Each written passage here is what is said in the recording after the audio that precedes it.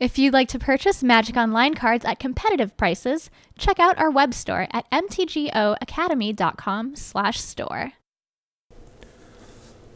It is time to draft, and in our first Lorwyn pack there is a Planeswalker, Liliana Vess. Now, Liliana isn't the best Planeswalker when you look at her from current standards, but it's still a pretty good card with a threatening ultimate, and the possibility to just tutor for anything you want. I could just see taking her because of the pure power level. Let's see what else is there. Gold Meadow Stalwart is a pretty good Kithkin. You get a 2/2 for a single white as long as you can reveal another Kithkin from your hand. And then the commons don't look too amazing. Either Snipe is really good. Then there's Starfire and Kithkin Greatheart, both are fine. I guess that Ether Snipe is probably the best of the commons, and Gold Meadow Stalwart is the best uncommon. And then there's Liliana Vess, which I've already mentioned. So I think we're gonna have the most fun with Liliana Vess. I wouldn't mind picking Gold Meadow Stalwart first out of such a pack, simply because Kithkin Soldiers I remember being quite good. So here the rare is another black card, champion a Goblin, and then you get black rogue creature tokens. This is clearly good in a Goblin deck, not good in anything else really. So Changeling Berserker is a very good solid card, but I don't know if I want to go into black-red with this thing. Overall the Changelings are all really good. That's just something to keep in mind. Moonglove Extract is just a solid removal spell, but quite clunky. Thieving Sprite is good. Stony Brook Angler is good, especially if you want to go fairies or merfolk. And then Lizarana Huntmaster is a very good green card if you're interested in an elf strategy. I think from a power level perspective, Stony Brook Angler is the best. I could see picking Boggart Mob just to go with the black card and maybe try for goblins. Yeah, I think I'm gonna try to do that.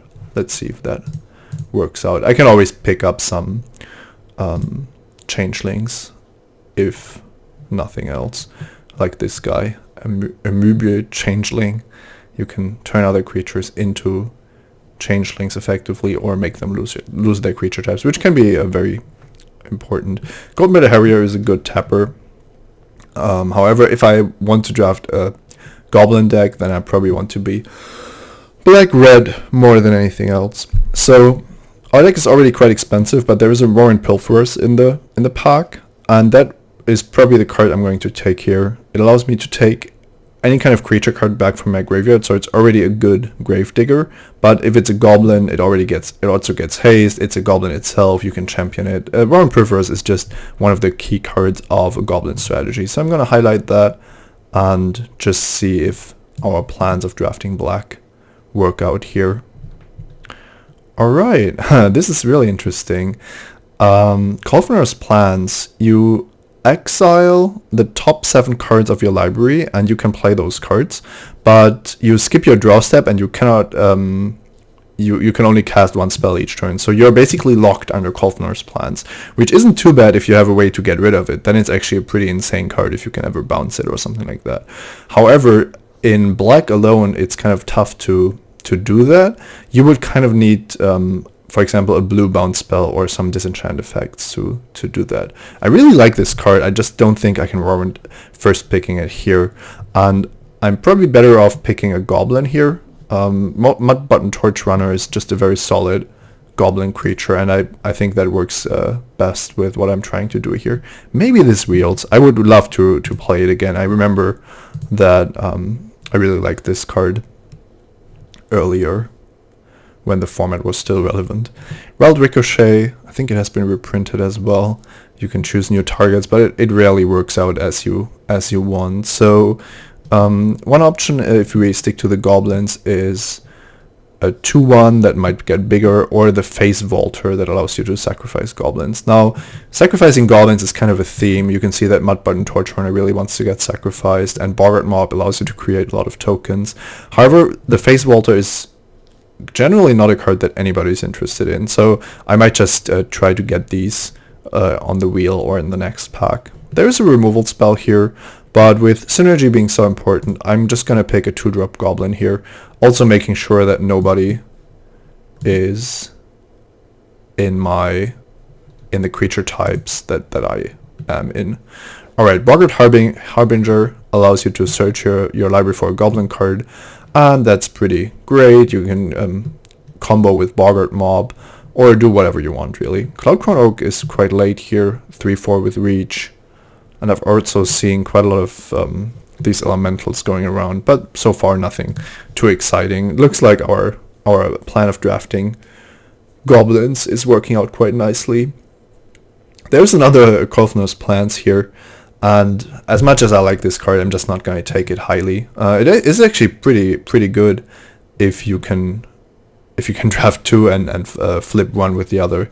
However, there's another Warren Pilferers, exactly the card that I want in these kind of goblin decks. And what's important is that all the changelings also count as goblins, so the Warren Pilferers get haste, and of course they chain, so you will be able to just have an infinite supply of Warren Pilferers. Boggart Birthright is a nice card. You can return any goblin card. That also includes tribal goblins, so kind of a nice addition here. And it looks like black is open. I don't understand why the starboard is wheeling. It doesn't mean that the people are not really drafting Kithkin, it looks like, but I'm fine with where I'm at right now. I'm gonna pick another Birthright. There's a solid goblin here, but it's not very exciting, so I want the Birthright instead. Now, one thing to keep in mind is that Morning Tide is going to have the rogue and the warrior tribe being more important than if something is a goblin or not. So that sometimes might change our decision. Wismere is good if you draft Kolfner's Plans, but I'm not gonna make my mana bad just for that. So I'm picking the Poplar Shaman just because it's a black card, and here I'm gonna stick to the plan. Alright, Bog Hodlums is pretty much the worst card ever. These other cards are playable, but I'm still gonna take a black card just for the signaling purposes. And all these cards will not really matter, so I can just take something which I'm not gonna play. And then we can see if we can pick up some more of these Goblin synergies in the next pack. And Sylvan Echo is not really a playable card. Alright, pack 2. This is not really the rare I was looking for. Whole Tooth Hollow is not something I'm interested in. Run Vanquisher is really nice, really sweet. Not gonna draft it though. For us, there's a Nameless Inversion, which is just what I want. It's a tribal instant, and it counts as all creature types, so you can actually return it with Boggart Birthright.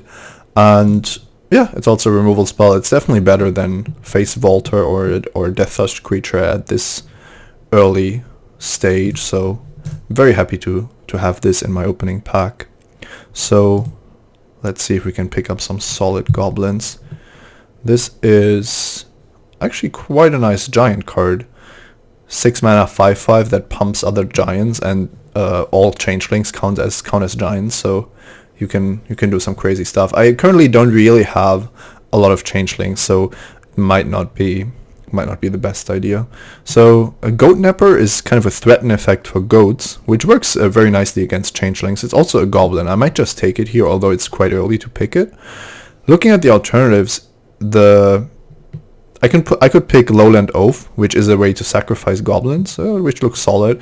I don't want a third Boggart Birthright. That just doesn't seem like something I want to be doing. I kind of like the Oath more than the Goat Napper. They are kind of nice together, but the Goat Napper would just be another goblin, whereas the Oath actually gives me a bit of combo potential. I'm just going to take that.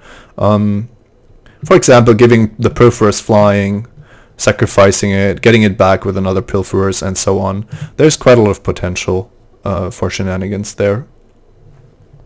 Another pretty bad rare here in Spinerock Knoll. Thorntooth Ridge is really, really nice if you have a bunch of tree folks. Currently I only have the Shaman and one Changeling Tribal instance, so it's not a high pick for me. I would love to have a deck that can really make use of it, but I haven't really seen the amount of changelings I would need for that.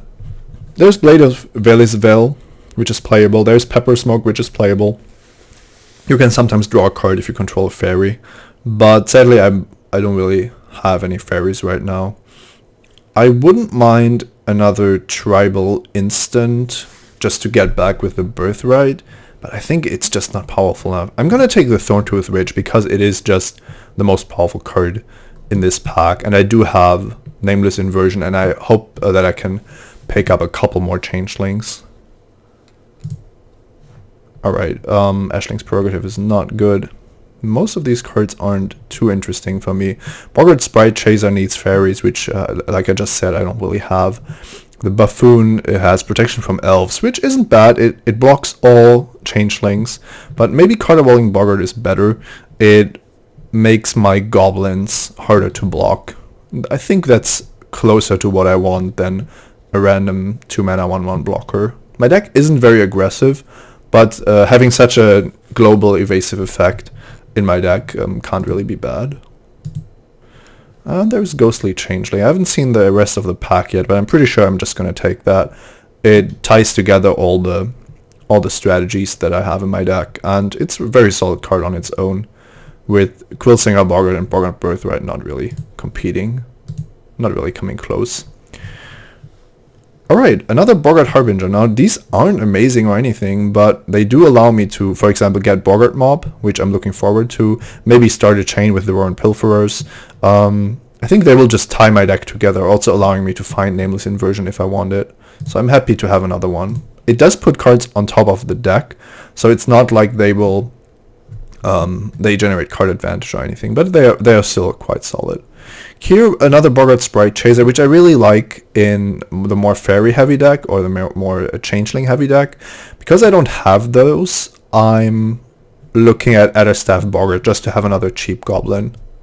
It is a goblin warrior, so I have to kind of look if I want to go warriors or rogues later on. This is a pretty late Boggart Loggers.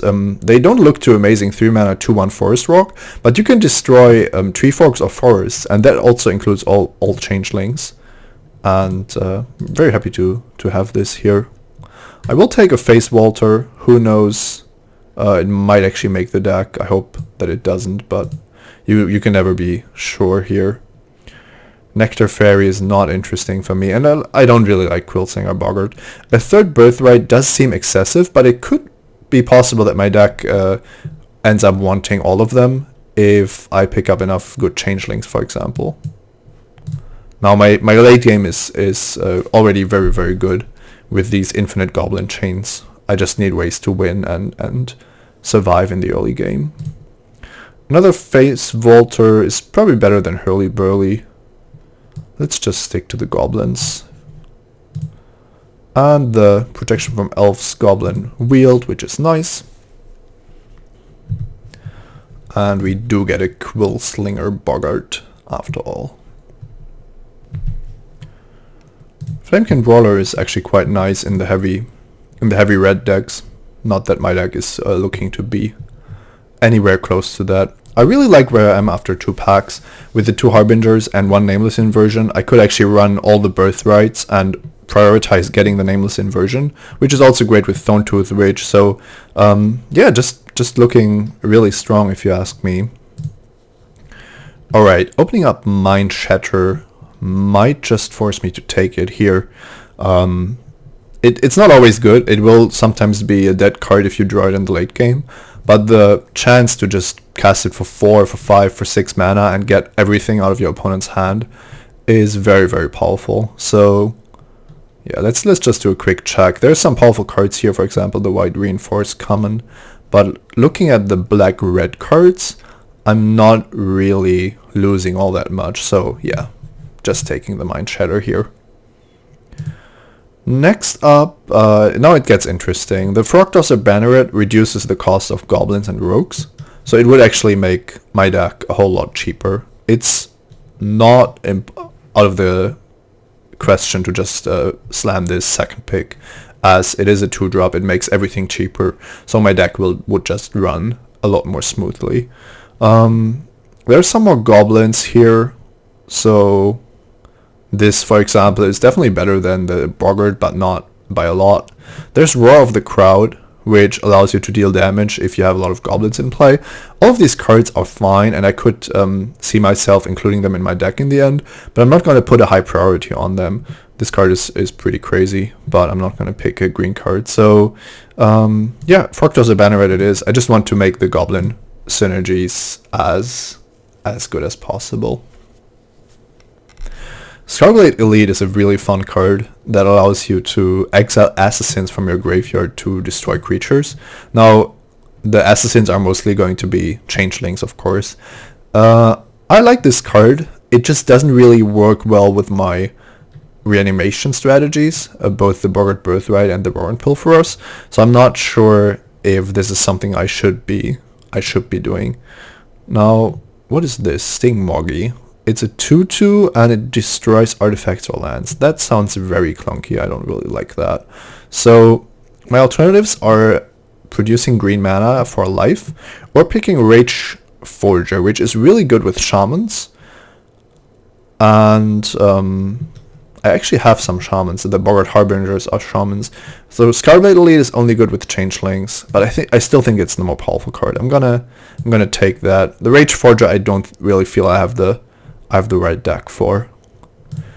Alright, I do have to read these Morningtide cards. Players can draw cards and then they always tutor and pay 3 life for all of their card draws. Not the biggest fan of that. The lose life ability does not necessarily help me out too much, and the opponent gets to tutor first, so I will pass up on that, I think. There is another changeling here, which I'm just gonna take. The Pulling Teeth and Buildware Intimidator don't come close in power level, and I want as many shapeshifters as possible. Primal Beyond, that's only good for elementals, alright. Stink Drinker Bandit is a fun card. If you damage your opponent with a Goblin or Rogue, then you can cast it for 2 mana instead of 4.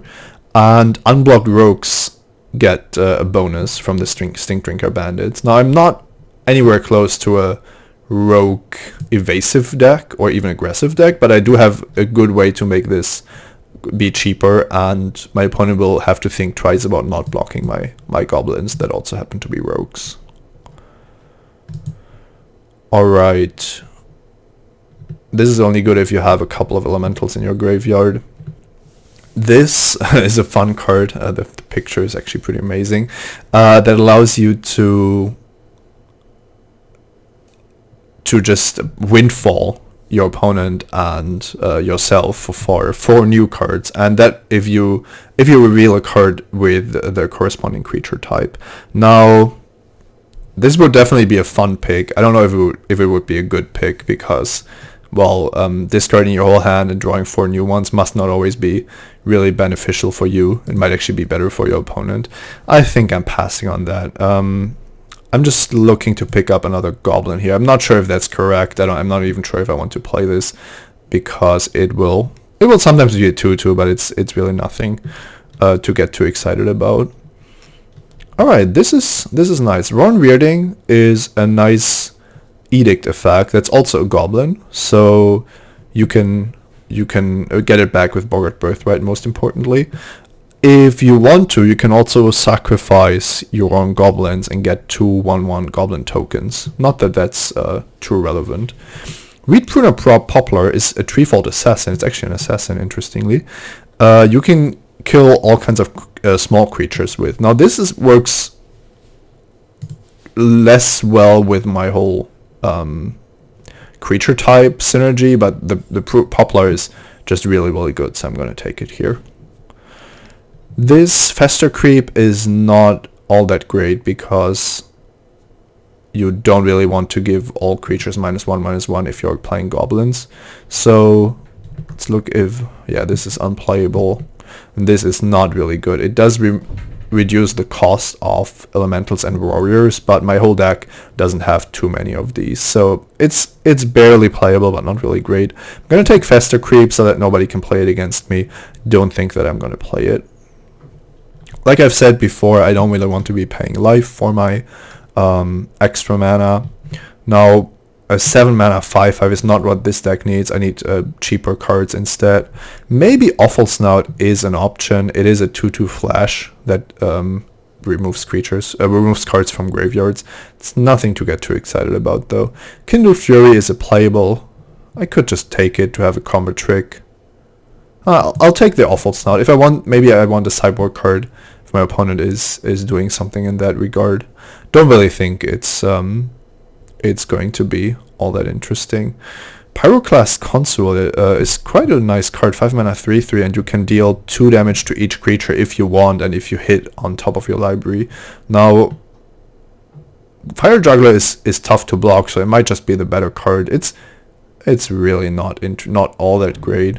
I'm just gonna take a Roar of the Crowd. Who knows? Maybe I want to maximize my damage potential, and that always means that a lot of goblins will be good in my deck. That sounds pretty sweet. Alright, I'm gonna take out this 5-drop just to not be forced to play against it. And now I did pick up some more goblins, but most of these will just be in the sideboard. I did pick up more than enough playables. I have 1, 2, 3 ways of tutoring. I have a couple of very powerful cards, so I'm quite happy with how this deck looks, and I'm only lacking maybe another Nameless Inversion or a Tarfire, so that my Boggart Birthrights would be even better. Alright, let's see how we built this deck. I have a feeling that this is probably going to be a 10-7 mana base, maybe even 11-6. And I want to focus on the late game because that's where I feel my deck will be strongest. So I'm gonna take out most of the very aggressive 1-drops because I don't feel that this is where my deck is going to be at. I'm not even sure if Frogtoss or Banneret is a card that I really want in this kind of deck. Black Poplar Shaman I will have to think about. That's kind of on the fence. Fire Juggler is also not superb, so let's see if that actually makes the deck. These are all nice. I don't like the Boggart. Sting Moggy is very, very clunky. The Bandit should be really good in this deck, even without Goblin 1-drops. I still think this is going to be good. And then the late game, of course, except the Bokotlums. This late game looks really, really sweet, so I kind of like that. Especially Weedmoon and Propler, the 2 Rowan Pilferers. I have this small Treefolk theme, which should be really nice with the combo of Nameless Inversion and the Birthrights to get it back. So even if I don't end up playing Black Poplar Shaman because my goblins are just better, it should still be a very, very good card in this deck. I'm gonna run this Scarblade Elite just because I have a couple of changelings, a couple of shapeshifters, so I think that this should be more than worth it. I'm gonna take out the weaker cards down here. I also don't think that Roar of the Crowd is a card that this deck wants. And now I still need to cut 2 cards. One option, of course, would be to go down on the number of Birthrights. However, with the 2 Harbingers and the Liliana, I think that I will have access to a Nameless Inversion very often, and then each Birthright is just going to be really good. I might have some clunky hands because of it, but I'm not too concerned. And most of my good cards are goblins. It also means that I will never run out of gas in the late game.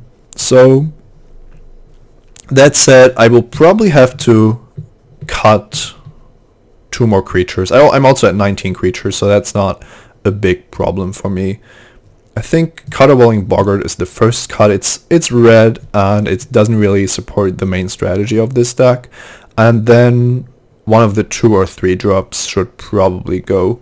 I'm not cutting Boggart Loggers, Ghostly Changeling, or the 2 Harbingers, so it would be Mudbud and Torch Runner, but that's kind of too powerful if you have 3 Boggart Birthrights. Then I have two Adderstaff Boggarts, which are solid but not amazing. Frogdrosser Banneret, which is kind of interesting. It reduces the cost of the creatures in my deck. It also allows for a turn 3 Boggart mob, and everything just gets cheaper, which is definitely powerful. It doesn't really feel like it's the optimal card for this deck. It's kind of like, yeah, a 1/1 haste, and I'm not sure if this is what this deck wants. Same goes for the Buffoon. It might just be the weakest card in the deck. It might be one of the best ones. It's kind of tough to tell. I want to run the Elite. I want to run the Assassin sub-theme a little bit. Alright, looking at that, I think I have to cut a 2-drop or one of the Birthrights. That's, I think, the decision that I'm facing. Given that the Birthrights will be at least a 2-drop, but something better most of the time, I'm hesitant to cut it. And I do remember that Changelings are quite powerful in this format. So keeping the Buffoon might be a good idea. However, I do want the power of the Banneret, so I'm just going to cut an Adderstaff Boggart. That seems like a card that's solid, but never going to be amazing. And that also means that I'm going to only run 6 mountains, because this should be more than enough to cast my 4 red spells, most of which will only be irrelevant later on. I do have 1 red 2-drop left, but that's not the end of the world. Yeah, I really like this deck, and I'm interested to see how it works out. See you for round 1.